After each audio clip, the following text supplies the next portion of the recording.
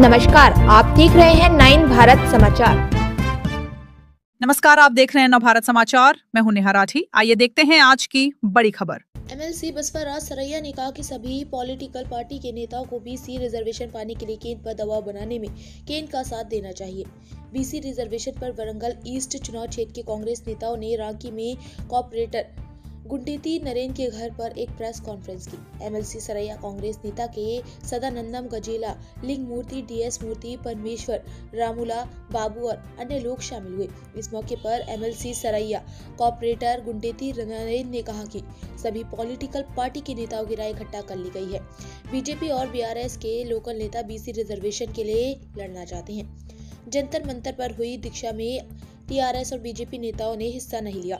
BC reservation में BC को financially फायदा होगा, बीजेपी को नौकरियों के मामले में बहुत फायदा होगा। बीसी रिजर्वेशन पर बीजेपी ने कहा कि रुख साफ साफ बताया जाना चाहिए। बीसी में भी मार्जिनलाइज्ड ग्रुप है। उन्होंने कहा कि केंद्र सरकार को पहल करनी चाहिए और यह पक्का करना चाहिए कि बीसी रिजर्वेशन हो। CM Revanth Reddy BC reservation करने के लिए कमिटेड है।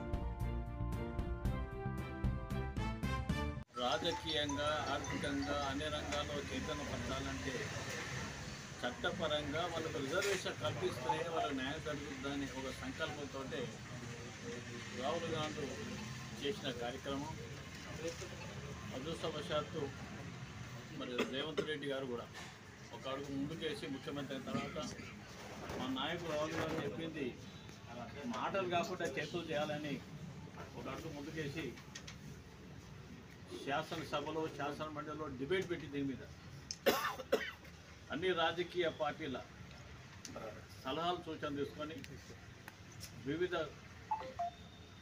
తెలంగాణ రాష్ట్రంలో ఎన్నో సంఘాలు బీసీ సంఘాలు ఉన్నాయి. జాతీయ స్థాయిలో, గ్రామ స్థాయిలో, జిల్లా అన్ని రంగాల సమయాలు కూడా పెద్ద ఎత్తున వార్తను కూడా సమాలోచన పెట్టి చట్టపరంగా రావాలంటే ఏదో ఓవరాల్గా నీటి మాటలు కాకుండా శాసనసభలో డిబేట్ పెట్టి తీర్మానం చేయడం ఏకంగా.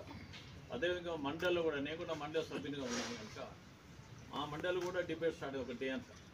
అందులో కూడా అన్ని రాజకీయ పార్టీలు కూడా అందులో ఉన్న బీఆర్ఎస్ పార్టీ కానీ, సిపిఐ కానీ, అట్లనే ఎంఐ పార్టీ కానీ, జనతా పార్టీ అన్ని రాజకీయ బీజేపీ అన్ని పార్టీలు ఉన్నాయి. వాళ్ళందరూ కూడా డిబేట్లో పాల్గొని ఏ అంశాలు ఇంకా పొందుపరచాలని సలహా సూచనలు ప్రభుత్వానికి వస్తూ తీర్మానం చేయడం జరిగింది. దాని తీర్మానం ప్రకారంగా చట్టపరంగా రావాలంటే గవర్నర్ దగ్గర ఆమోదం పంపాలి. గవర్నర్ దగ్గర నుంచి రాష్ట్రపతి దగ్గర పోవాలి. అంటే పార్లమెంట్లో ఉన్నది ఎవరు ఇప్పుడు కేంద్రంలో భారతీయ జనతా పార్టీ జాతీయ నాయకుడే ఆర్ కృష్ణ గారు నేను రిక్వెస్ట్ చేస్తున్నా, డిమాండ్ చేస్తున్నాను. ఆర్ కృష్ణ గారు నాయకత్వం వహించవచ్చు కదా. ఇలా భారతీయ జనతా పార్టీ రాజ్యసభగా అవుతుంది. అయినప్పుడు అంత బాధ్యత లేదు. ముఖ్యమంత్రి వర్యులు రేవంత్ రెడ్డి గారు ఏదైతున్నదో ఒక శాస్త్రీయంగా దేశ జనాభా ఎన్నడూ శాస్త్రీయంగా కాలేదు స్వాతంత్రం వచ్చిన తర్వాత.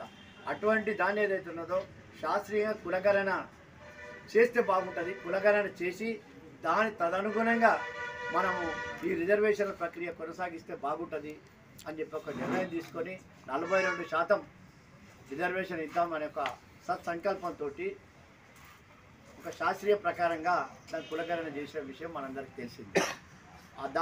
అదే పరంపర లోపల రాష్ట్ర ప్రభుత్వంలో గతంలో 18%, 2018లో రాష్ట్ర ప్రభుత్వం ఏదో పంచాయతీరాజ్ గత ప్రభుత్వం ఏదైతే పంచాయతీరాజ్ చట్టం చేసి 50% కంటే మించొద్దు అని చెప్పేసుకొని రిజర్వేషన్ ప్రక్రియ పెట్టింది.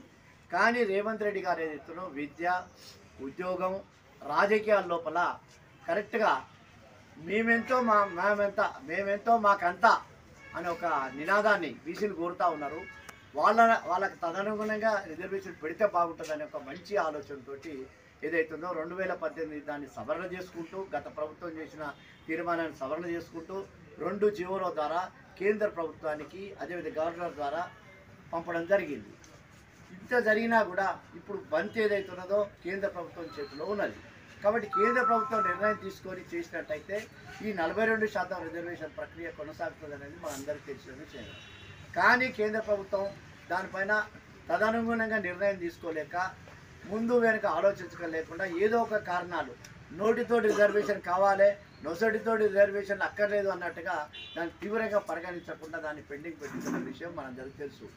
ఇంత జరిగినా కూడా కోర్టులు తప్పనిసరిగా విధిగా ఎన్నికలు పెట్టాలనుకున్నప్పుడు రాష్ట్ర ప్రభుత్వం కూడా దీన్ని తర్జన భర్జన అనేక మంది బీసీ నాయకుల యొక్క అభిప్రాయం మేరకు మొన్న వచ్చిన తప్పనిసరిగా ఎన్నికలు పెట్టాలి కాబట్టి ఏం చేద్దామనే ఒక తర్జన భర్జన జరిగిన తర్వాత తప్పనిసరిగా ఎలక్షన్ పెట్టే అవసరం ఉన్నది కాబట్టి కనీసం మా పార్టీ పరంగా కాంగ్రెస్ పార్టీ పరంగా 42% రిజర్వేషన్ ఇచ్చుకుంటూ స్థానిక సర్పంచ్ ఎన్నికలన్నా కనీసం జరుపుదాం, ఆ తర్వాత వచ్చే నిర్ణయానుసారంగా ముందుకు పోదామనే ఒక ధైర్యంతో ఈ కార్యక్రమాన్ని ముందుకు తీసుకుపోతున్న విషయం మనందరికీ తెలిసిందే.